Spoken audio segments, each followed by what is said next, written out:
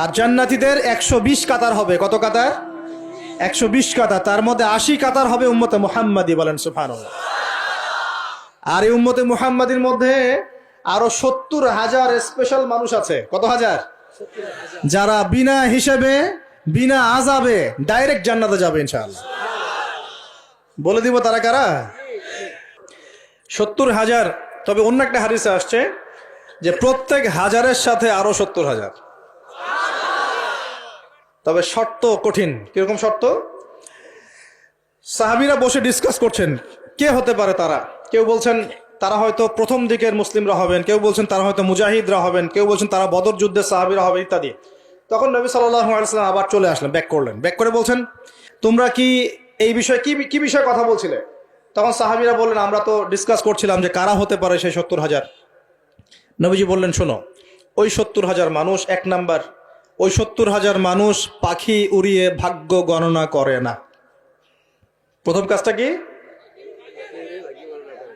মানে তারা ইসলাম এত কঠিন ভাবে পালন করে যে পাখি উড়িয়ে ভাগ্য গণনা বা হাত দেখা, রাশিফল, এরকম শিরিকের ধার কাছেও নাই। তারা শিরিকের ধার কাছেও নাই। 2 নাম্বার, তারা আগুনের শেকা বা উল্কি দিয়ে, এই ট্যাটু আছে না, ট্যাটু উল্কি আঁকে আগুন দিয়ে, এই ধরনের ট্যাটু উল্কি তারা আঁকে না শরীরের মধ্যে। এইসব কুলক্ষণে সুলক্ষণে তারা বিশ্বাস করে না।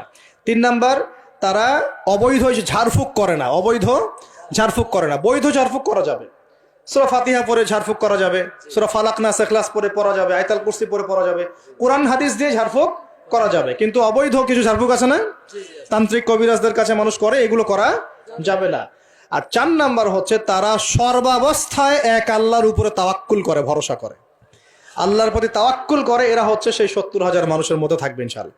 এক সাহাবী দাঁড়িয়ে বললেন, ওয়াকাশা দাঁড়িয়ে বলছেন যে ইয়া রাসূলুল্লাহ, আমার জন্য দোয়া করেন, আমি যেন সেই 70,000-এর মধ্যে থাকতে পারি।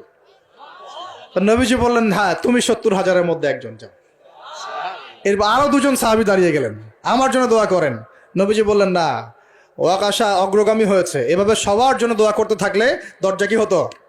বন্ধ হয়ে যেত। তো এই দরজা খোলা আছে। এই যুগের মানুষও হতে পারে, হতে পারে না? যে ব্যক্তি শিরক করে না, আল্লাহ ভরসা করে, কোন রকম কুলক্ষণে বিশ্বাস করে না, ইসলাম পরিপূর্ণরূপে পালন করে, ইনশাআল্লাহ তাআলা আল্লাহ চাইলে তাদেরকে আল্লাহ পাক 70,000-এর মধ্যে আশ্রয় দিবেন, অংশ দিবেন ইনশাআল্লাহ তাআলা। তো আমরা বলছিলাম যে আমরা কোত্থেকে আসছি ভাই? জান্নাত থেকে। কোথায় যাব? ইনশাআল্লাহ। এর মাঝখানে শয়তানের পথ রয়েছে কিছু, শয়তানের ফিতনা। কি ফিতনা? শয়তান চায়, শয়তান কিন্তু ওয়াদা করে আসছে, চ্যালেঞ্জ করে আসছে আল্লাহর কাছে। কি করছে? চ্যালেঞ্জ। শয়তান কি চ্যালেঞ্জ করছে জানেন? শয়তান চ্যালেঞ্জ করছে যে রব্বি, শয়তান বলছে রব্বি মানে হে আমার রব। শয়তান কিন্তু আস্তিক, শয়তান কিন্তু আল্লাহকে বিশ্বাস করে। সে বলছে রব্বি, হে আমার রব, আনজিরনি, আমাকে অবকাশ দিন, ইলা ইয়াউমি ইউবআসুন, কিয়ামত দিবস পর্যন্ত অবকাশ দিন। আল্লাহ বলছেন ফাইন্নাকা মিনাল মুনজারিন, যাও, তোমাকে অবকাশ দেওয়া হলো। কিয়ামত পর্যন্ত সময় আল্লাহর কাছে এমন বড় কিছু নয়, খুব সামান্য। এবার সে বলছে রব্বি ফাবিমা আগওয়াইতানি, হে আল্লাহ, যে আদমের জন্য আজকে আমাকে জান্নাত থেকে বের করে দেয়া হলো সিজদা না করার কারণে, লা আকুদান্না লাহু সিরাতাকাল মুস্তাকিম, ওই আদমকে জাহান্নামে নেয়ার জন্য আমি সরল পথে ওত পেতে বসে থাকবো। বসে থাকে না শয়তান? সুম্মা লাআতিয়ান্না মিন বাইনি আইদিহিম, খুব ভালো করে জায়গাটা বোঝেন প্রিয় ভাইরা। শয়তান চ্যালেঞ্জ করে বলছে সুম্মা, এর পরে আমি আসব আদম সন্তানের সামন থেকে। কোত্থেকে?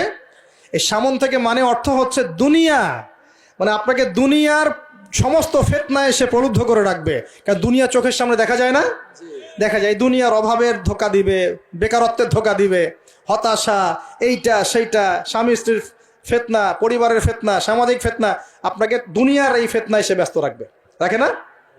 এটা হচ্ছে সামন থেকে আসা। ওয়ামিন খালফিহিম, পিছন থেকে আসবো।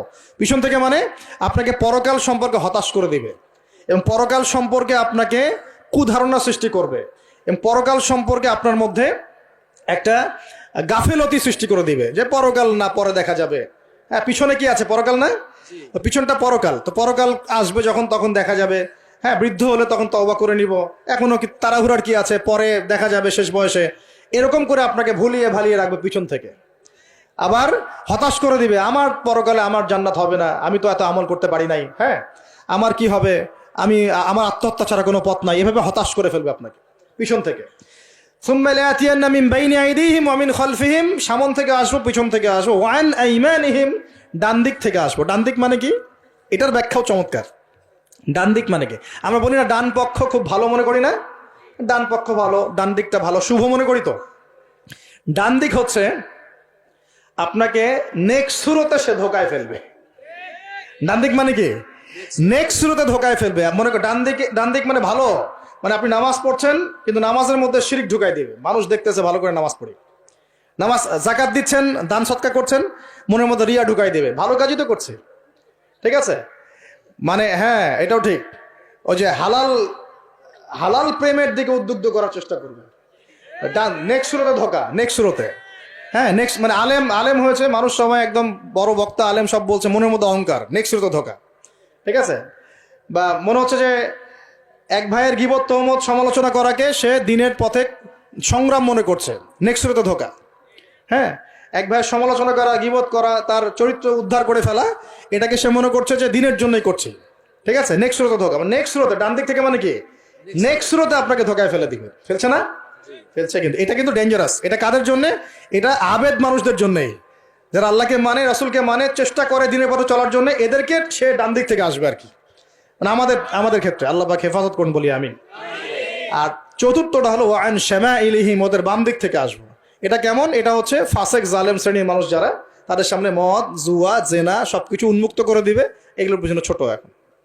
তো এইভাবে চতুর্দিক থেকে শয়তান আসবে এবং বলবে, আল্লাহকে বলেছে ওয়ালা তাজিদু আকসারাহুম শাকিরিন, আল্লাহ আপনি বেশিরভাগ আদম সন্তানকেই শুকরগুজার পাবেন না।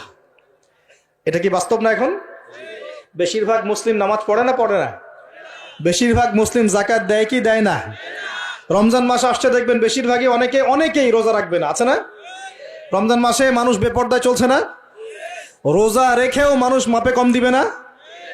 নামাজ পড়েও সুদ খাচ্ছে না? মানে বেশিরভাগ মানুষ কিন্তু সত্যি সত্যি আল্লাহর পথে নাই। এই পৃথিবীতে বেশিরভাগ মানুষ বলছে আল্লাহর সন্তান আছে, নাউজুবিল্লাহ। খ্রিস্টানরা বলছে না আল্লাহর সন্তান আছে? তো বেশিরভাগ মানুষকে আমি পথভ্রষ্ট করে ছাড়বো, শয়তান কিন্তু বলে গেছে, এবং সেটা কিন্তু বাস্তব হচ্ছেও। আল্লাহ পাক অন্য সূরায় বলেছেন ওয়া কালিলুম মিন ইবাদিয়াশ শাকুর, আমার শুকরগুজার বান্দা খুব কম হবে।